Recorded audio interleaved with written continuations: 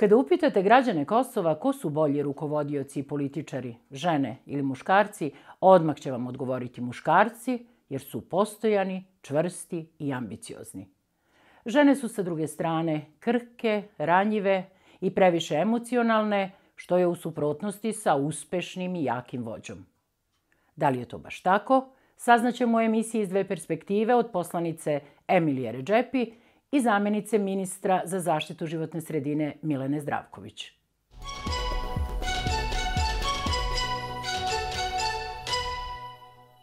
Koliko ste dugo u politici? Moje aktivno učešće u politici je izvesno posljednje 2 godine. Dakle, kada sam uzela učešće u svim mogućim aktivnostima koje provodi i sprovodi politički subjekt ispred koga sam danas ovde. Ja sam od 2009. godine u politici. Da niste političarka, čime biste se bavili? Pa bavila bih se svojom strukom. To je nešto čemu sam poklonila izvesno vreme svog života, nešto što me je privuklo nekom kreativnošću, a to je projektovanje i arhitektura. Ostala bi u nevladinom sektoru, tamo gde sam smatrala da mogu dati svoj veliki doprinos za našu zajednicu. Šta radite u slobodno vreme? U slobodno vreme trenutno pokušavam da završim svoj master rad, a inače volim prilično da se družim sa ljudima i onda koristim to vreme da provedem sa porodicom, sa prijateljima. Nemam puno slobodnog vremena, ali provodim ga sa svojim sinom i sa unukom sada imam. Da li ste se nekada pokajali što se bavite politikom? Mislim da je period koliko sam u politici izvjesno kratak period da bi mogla da dođem do tog trenutka, ali kao i u svakom poslu. Uvek se desi ta neka žuta minuta koja vas natera da mislite malo čemu sve ovo, imali perspektive, imam li dovoljno snage, motiva, ali to vrlo brzo prođe. Na početku da, sada ne. I politika je častan i pošten posao za onog ko smatra da može da da svoj doprinos u granicama svoje mogućnosti i sposobnosti. Šta je vaš najveći politički uspeh? Pa za jednu mladu osobu kao što sam ja i ljude mojih godina, mislim da je najveći uspeh trenutno, nažalost, žao mi što to moram da kažem, ali to što mogu da mislim svojom glavom i mogu da navedem kao jedan od svojih uspeha to što imam podršku izvesnog broja ljudi koji stoji iza mene. Što se tiče mene lično, ja sam doživjela moj politički vrhunac. Znači, u 3 mandata, zadnja 3 mandata sam poslanik u parlamentu Kosova i smatram da je moj uticaj samo u zakonodavnoj vlasti. Ne volim biti deo izvršne vlasti. A što se tiče partijskog uticaja, neki naš najveći politički uspeh jeste odabir potpredsjednika opštine u Prizrenu. A neuspeh? Mislim da nemam neuspeh, ali to može da bude možda odsustvo nekog razumevanja, odnosno odsustvo uspeha i da to možda bude neki poraz koji mogu okarakterisati kao neuspeh. Neuspeh, možda to neko veće jedinstvo Bošnjaka. U 38 opština na Kosovu nema nijedne gradonačelnice. U 21 ministarstvu samo su 2 ministarke. U kosovskom parlamentu žene su zastupljene oko 30%, onako kako piše i u zakonu. Od 5 zamenika predsjednika Skupštine, 2 su dame, a na čelu 7 od 14 parlamentarnih odbora nalaze se, kako moje kolege često vole da kažu, pripadnice nežnijeg pola. Da li se žene nalaze i na mestima na kojima se zaista odlučuje?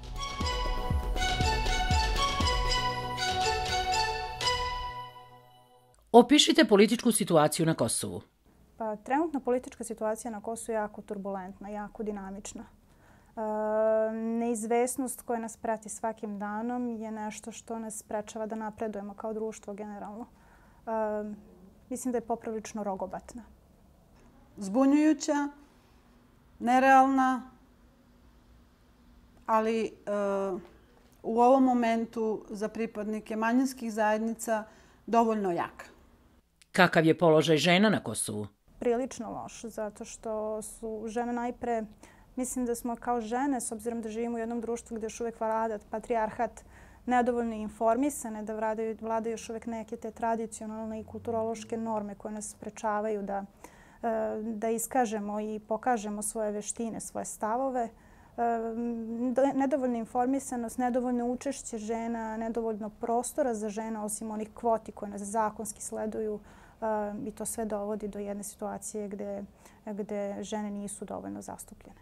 I dalje imamo razne predrasude i stereotipe o ravnopravnosti polova i dalje se borimo i kao majke i kao žene sa našom emancipacijom i sa našim obrazovanjem da nadmudrimo muškarce i pokažemo svoju vrednost. Da li su žene dovoljno zastupljene u kosovskim institucijama? Pa delimično, zavisi od sredine.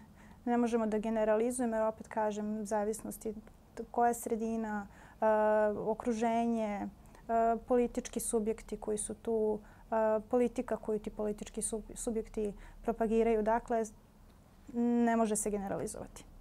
Nisu dovoljno zastupljene, može taj broj biti još veći. Da li su žene iz manjinskih zajednica dovoljno zastupljene u kosovskoj politici? Nisu. Generalno manjinske zajednice, opet se ograničava taj prostor za manjinske zajednice tim kvotama, pogotovo žena. Što se tiče partija koju ja vodim, jesu verovatno zbog mene, zato što sam ja lider stranke, jedini lider stranke na Kosovu i imam veliki broj žena koje su uključene u svim strukturama partije. Da li su žene koje se bave politikom na Kosovu na mestima gde zaista mogu da odlučuju? Pa ne. Eto, recimo imamo podatke da nemamo ni jednu ženu koja je gradonačelnik možda neke od opština ili predsjednica opštine.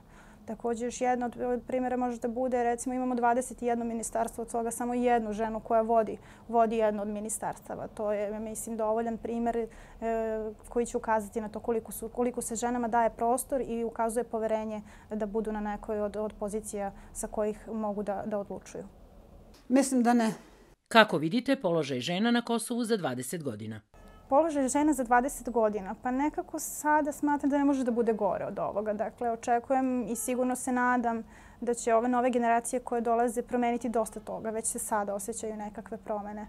Ali se bojim da to neće biti taj boljitak kada ćemo konačno se izboriti za tu ravnopravnost i promeniti neke stereotipe koji vladaju dan danas. Kosovo ide brzim koracima napred i smatram da će položaj žena biti mnogo bolji nego što je bio ranije. Građana se političari sete samo u predizbornoj kampanji. Tada pljušte obećanja, a posle? Da li političarke zaboravljaju ono zbog čega su ih birači glasali?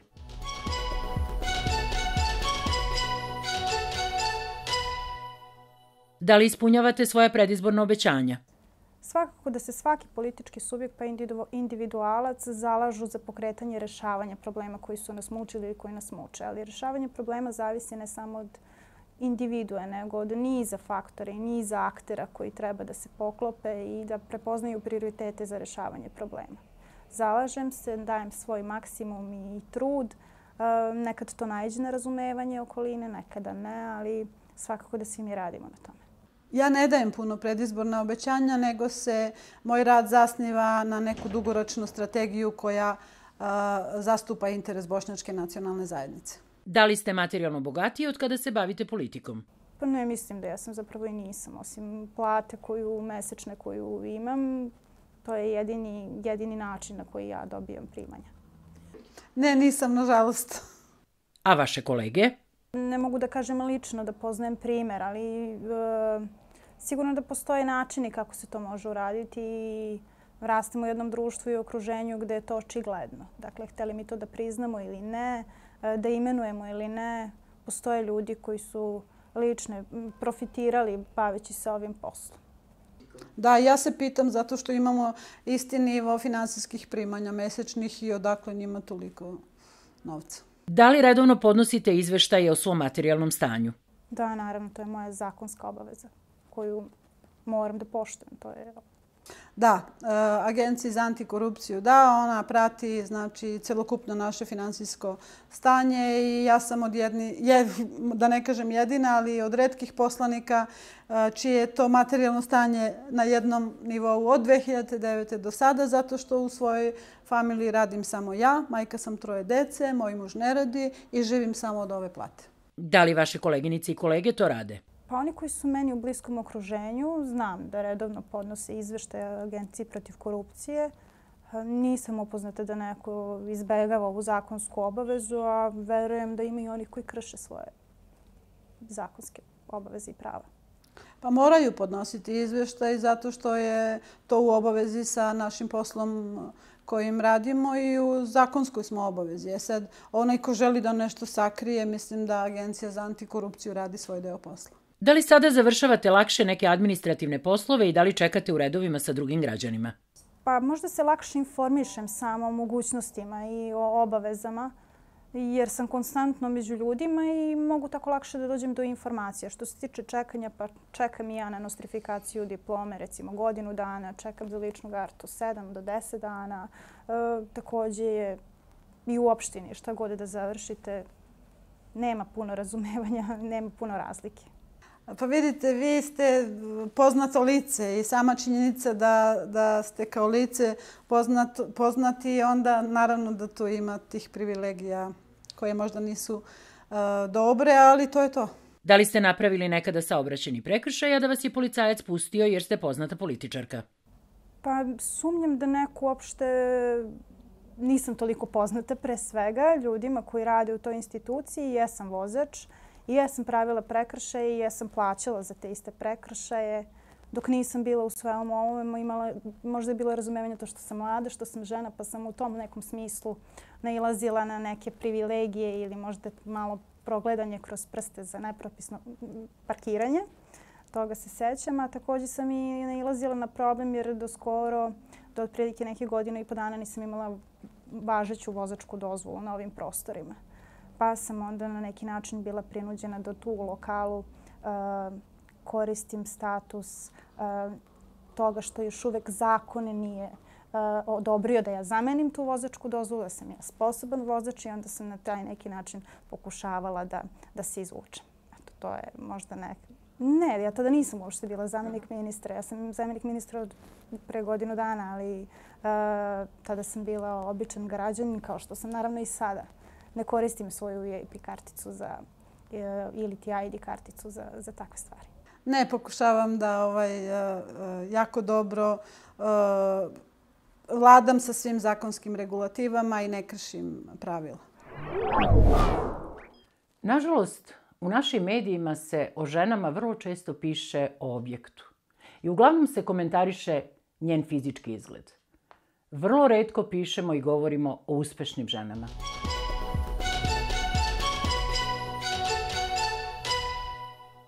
Da li ste zadovoljni izveštavanjem medija o učešću žena u politici? Pa ne mogu da kažem da sam zadovoljna kako mediji izveštavaju ženama u politici, a s druge strane ne mogu da kažem ni da su žene dovoljno aktivne u politici o kojima bi se moglo izveštavati. To ima niz nekih, da kažem, sprega unazad koje sprečavaju žene da dođu do izražaja. To neko povezivanje zato što je mlada, zato što je lepa. Ja prva nailazim na te predrasude, sa tim se jako teško boriti. Onda se stvaraju i predrasude i stereotipi među najbližim ljudima u okruženju sa kojim sarađujete. Rivalstva koje su bespotrebne i to oduzima puno snage za jednog mladog čoveka ili za jednu ženu koja iza sebe ima možda i porodicu. Mislim da je to pogrešno. Mediji fokus stavljaju na pogrešne stvari, a također se i žene u politici možda koriste na neki način svoj status žene i možda neko koje je lepša polovina ovog društva, ali i odsustvo mogućnosti da se ta žena dokaže u nekom drugom polju, jer je uskraćeno da bude neko ko će biti vođa, neko ko će biti lider u rešavanju nekakvih problema.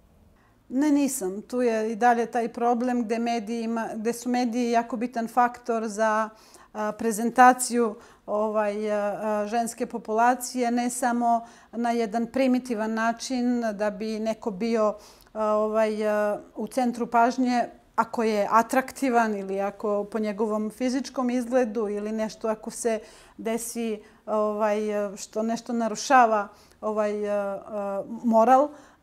Smatram da mediji trebaju više pažnje pokloniti ženama koje znaju jako dobro da prenesu ono što su tokom životnog iskustva stekli i da se to reflektira pozitivno na stanovništvo, odnosno na sve građane. Da li građani više veruju političarkama ili političarima? Zašto? Pa mislim da definitivno više političarima. Pa opet ću se vratiti na ono da društvo u kom živimo i taj patrijarhat, nekako figuru nekog ko ima autoritet nad društvom i uopšte nad svima nama se usko vezuje za lik, delo i karakter muškarca. I da je on taj koji može da ispolji snagu, što tu neku fizičku, mentalnu, tako i u političkom svetu. To govori dovoljan podatak o tome da su muškarci zastupljeni na svim vodećim pozicijama i svi ti muškarci su tu zahvaljujući glasovima tih ljudi i uopšte glasanju iza zatvorenih vrata svojih političkih partnera.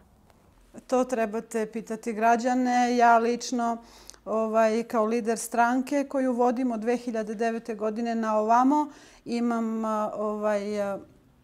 veliki uticaj na naše građane koji mene glasaju, s obzirom da sem toga što dugoročno ispravno vodim partiju, pokušavam da se ophodim ljudski, roditeljski, majčinski sa svima, tako da te neke naše opšte građanske interese i probleme podelim sa svima. Vaša poruka koleginicama i kolegama političarima? Pa moja poruka bi bila nekako, kako bih rekla, kamen koji se kotrlja ne skuplja mahovinu. To je jedna misao koju sam ja možda čula od svoje babe i u koju mogu da pronađem, da primenim u svakoj moguću sferu i delovanja života. Dakle, ako želimo da zastupamo određene stavove, ne možemo ih menjati iz dana u dan, ili ako želimo da zastupamo jednu zajednicu i multietničnost, mora to da bude prioritet i to mora da bude ispred svih ličnih interesa. To bi bila neka moja poruka. Dakle, da se prioritet zajednice i prioritet budućnosti mladih ljudi koji ovdje žive, bez obzira na pripadnost nacionalnu, stavi ispred ličnih interesa i da se poboljšaju uslovi i kvalitet života uopšte na ovom prostoru. Budimo zajedno, istrajemo svi po pitanju naših nacionalnih ciljeva. Sve je u interesu svih naroda koji žive na teritoriji Kosova. Vaša poruka ženama na Kosovu? A moja poruka ženama bi bila da se izbore za svoja prava, da imaju prava, da podignu svoj glas, da traže ravnopravnost i u odlučivanju i u možda promenama, da niko neće doći nas da povuče za rukav i da nam kaže hajde. Moramo mi to sami, da se udružimo, da se okanemo tih stereotipa i priča kako žena nema snagu i kako žena nema moć i kako žena ne može to. Žena može i žena je stub uvek bila i društva i porodice i kao takva ona najbolje može da razume šta je ovom društvu potrebno kako bi olakšalo i njoj život i deci i svima nama. Jer ta porodica je nešto što je osnovna figura i osnovna spona ovog društva. Budite uvek uporni, onako kako ste energični, kako rukovodite svojom decom i svojom familijom unutar svoje kuće, samo to prezentirajte u društvu. Koji je vaš životni moto? Moja životna deviza bi bila da ne odustajem. Dakle, ne postoji nešto čime sam se uvek vodila, ali posle svake patnje i svake boli treba istrajati. Dakle, bez posustajanja i odustajanja. Moj moto života je da uvek radite časno, uvek radite pošteno, imate uvek svoje principe. Principi u politici koštaju, to da znate, ali smatram da su dugoročno samo oni realni i samo su oni zasnovani na vrednosti te individue. Dakle, drage dame, ne posustajte. Sa više samopouzdanja i zajedničkih inicijativa menjajte svet oko sebe i društvo u kojem živite.